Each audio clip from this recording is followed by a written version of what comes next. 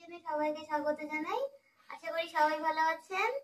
আজ আমি বানাবো আমলকির আচার। আমলকির আচার বানানোর জন্য আমলকি নিয়েছি আমি হাফ কিলো। এখানে আমি ছোট আমলকিতে নিয়েছি। আজ কিন্তু আস্ত আচার বানাবো আমি। আমলকিটাকে আমি স্টিম করে নেব। কড়াইয়ে জল দিয়েছি, জলটা গরম হয়ে গেছে। এখন আমি একটা ঝাঁঝরি নিয়েছি, ঝাঁঝরিটাতে করে আমি আমলকিগুলো স্টিম করব। আমি কিন্তু আমলকিটাকে ভালো করে ধুয়ে নিয়েছি জল ঝরিয়ে। আমলকিটাকে স্টিম করব। স্টিম করে নেওয়ার মানে হচ্ছে আমলকির গুণাগুণটাকে নষ্ট না হয়ে যাওয়া। সেদ্ধ করে নিলে কিন্তু আমলকির গুণাগুণ নষ্ট হয়ে যায়, যার জন্য আমি স্টিম করে নিচ্ছি। ঢেকে দেব 15 থেকে 20 মিনিট। ততক্ষণে আমি মশলা রেডি করে নেব। কড়াই বসিয়েছি, কড়াইয়ে দিয়ে দেব শুকনো লঙ্কা। শুকনো লঙ্কাটা হালকা একটু ভাজা ভাজা করে দিতে হবে আগে। হালকা ভাজা হয়ে গেছে। এখন গোটা ধনে, গোটা জিরে আর মহরি দিয়ে দিচ্ছি। এখন আমি কালো সরষে দিয়ে দেব। সব মশলাগুলো ভাজা হয়ে গেছে। এখন আমি নামিয়ে নিচ্ছি। মশলাটাকে ঠান্ডা করে নিয়ে আমি গুঁড়ো করে নেব। বেশি একদম গুঁড়ো করে ফেলা যাবে না। এইদিকে কিন্তু আমলকিগুলো সেদ্ধ হয়ে গেছে। সব আমলকি কিন্তু গাগুলো ফেটে গেছে। চেষ্টা করবেন সবসময় আমলকিগুলো পাকা আমলকি নেওয়ার। সবুজ আমলকি, কাঁচা আমলকি কিন্তু গাটা করে সবুজ থাকে। ওই আমলকিগুলো কিন্তু একটু বেশি কষা লাগে খেতে। দেখুন কি সুন্দর ফেটে গেছে গাগুলো প্রত্যেকটা আমলকিরই। নামিয়ে নিচ্ছি, নামিয়ে ঠান্ডা করে নেব। একটা টিস্যুর উপরে আমি আমলকিগুলো দিয়েছি। ভালো করে আমলকিগুলোর জল একদম শুকিয়ে গেছে। এখন কড়াইয়ে আমি দিয়ে দেব সরিষার তেল। আচার বানানোর সময় কিন্তু সরিষার তেল ছাড়া অন্য তেল ব্যবহার করা যায় না, তাহলে আচারটা খেতে ভালো লাগে না। এখন আমি তেলের মধ্যে দিয়ে দেব রসুনের কোয়া।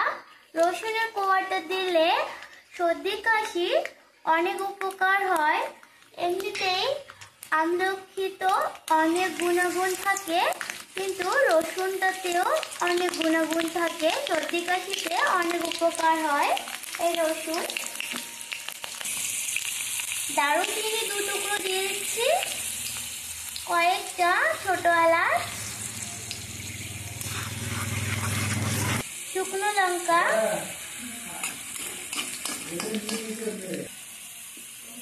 এখন আমলকিগুলো দিয়ে দিব। এখন তো আমলকির সিজন, অবশ্যই বাড়িতে আমলকি এই আচারের রেসিপিটা করবেন, দেখবেন ভালো লাগবে। আশা করি সবারই ভালো লাগবে। আর এটা কিন্তু উপকারিতাও অনেক। আমলকিটাকে একটু ভেজে নিতে হবে ভালো করে। ভালো করে ভাজা হয়ে গেছে। এখন আমি এখানে মশলাগুলো অ্যাড করছি। হলুদ গুঁড়ো, লঙ্কা গুঁড়ো,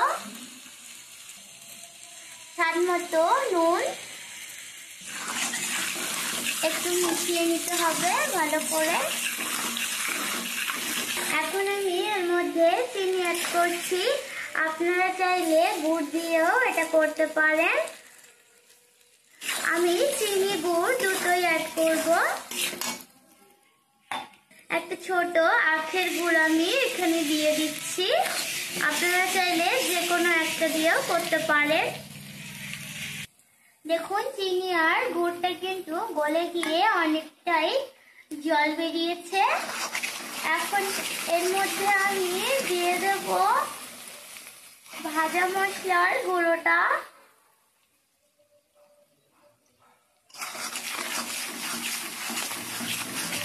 এখন ভিনিগার দেব। ভিনিগারটা দিলে কিন্তু আচারটা অনেকদিন অবধি ভালো থাকবে। এই আচারটা 6 মাস পর্যন্ত ভালো থাকবে, একদম ফ্রিজ ছাড়া।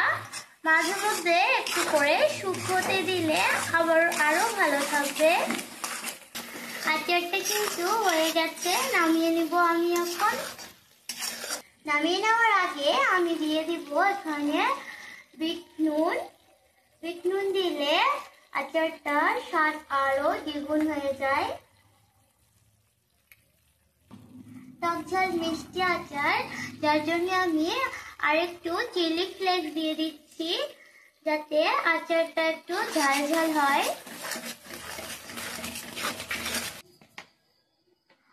আচারটা কিন্তু রেডি।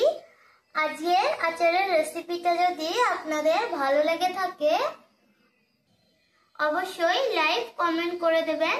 চ্যানেলে নতুন হয়ে থাকলে অবশ্যই চ্যানেলটিকে সাবস্ক্রাইব করে দেবেন।